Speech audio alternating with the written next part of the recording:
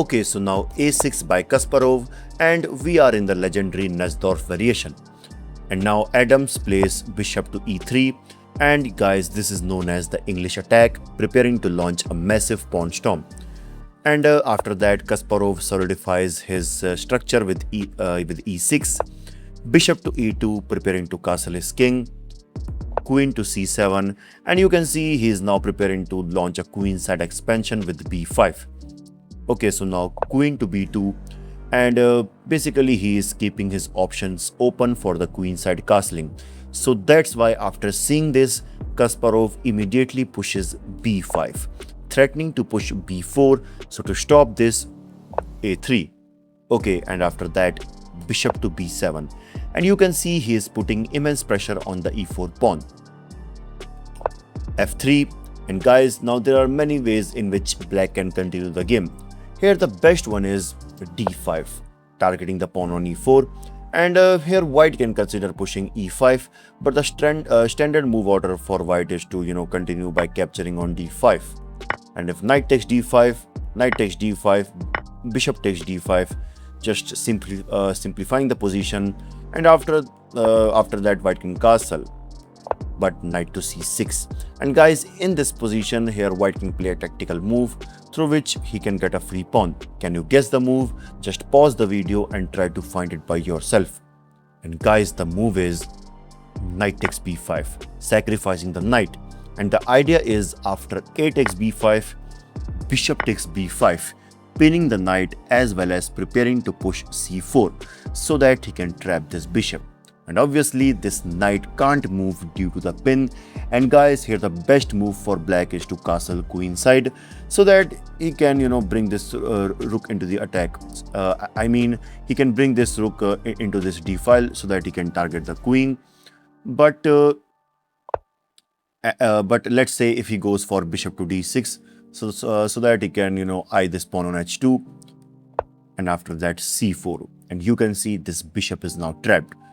Bishop takes h2, and then just king to h1, and you can see this position is a complete mess and very dangerous for black. Okay, so in the game after the move f3, here Kasparov simply develops his another knight on c6, and after that Adams just castled queenside, but b4, blasting open the queenside. A takes b4, knight takes b4, and now Adam replicates the attack with g4, and as you can see he is preparing to push g5. Okay, so now bishop to e7, g5, Adams attacks the knight, so that's why knight to d7, and you can see he wants to reroute his knight to c5 so that he can attack the queenside. But Adams pushes h4, continuing the storm, but knight to c5. And you can see he's bringing his pieces into the attack, and in the next move, as you can see, queen to a5 is coming, which is eyeing the a1 square. So to stop this, he just plays king to b1, covering this a1 square so that this queen can't enter. Rook to b8, and guys, that's a good move. Here, as you can see, black rook is steering straight down the b file at the white king. But h5, and as you can see he is totally committed to this attack. And guys, in this position Kasparov shocks everyone by castling kingside, which is just amazing. White pawns are just rolling forwards, and despite of this black wants to castle kingside. Kasparov wants to castle kingside, which indicates he's preparing something big. Adams now continue the attack. He pushes g6 so that he can rip open the kingside, but bishop to f6, creating a solid defense block as well as eyeing the queen side. And guys, now Michael brings his rook into the attack, but bishop to a8, and finally Kasparov opens the b file, bishop to g5, and basically he wants to exchange the bishop so that he can open the g file after bishop takes. And after this g takes, g takes bishop, then as you can see white can continue this with h takes g7, a discovered check by the rook. So to stop this, Anand just declines the trade, and he just keeps his bishop active.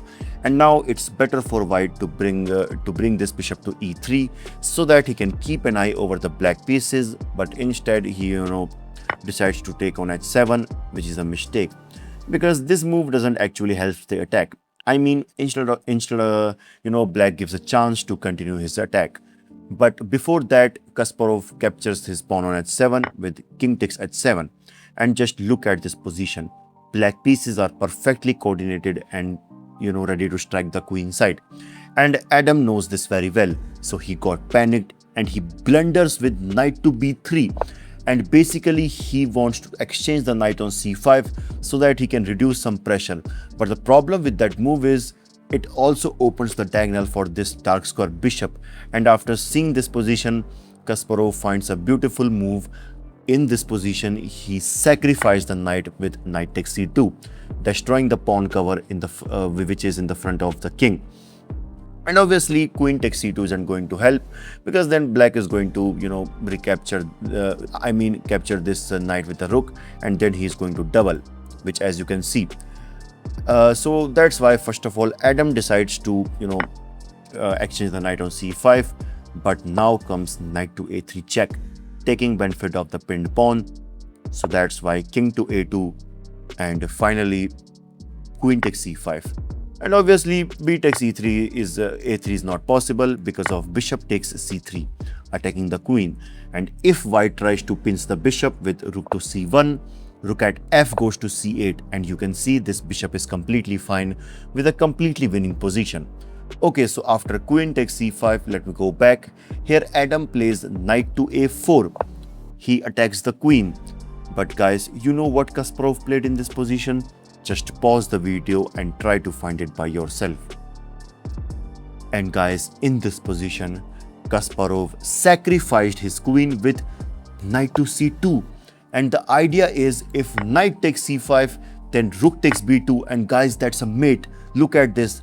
This bishop and the knight cover these important squares, and also the rook, which is giving a check. That's legendary. Okay, so in the game, after knight to c2, let me go back. So that's why after seeing this, here Adam goes for king to b1. But guys, it's too late because in this position, the final move by Kasparov is queen to a3. And in this position, Michael Adams resigned. This is because, let's suppose if this game continues like queen takes c2, now comes rook at f goes to c8, attacking the queen. And after this queen moves, just queen takes a4. And you can see the rook on b8 and the queen are completely destroying white position. What a game, guys. That's just a regular legendary stuff. Like this video and I will see you in the next one. This is your host Bison signing off. Bye bye.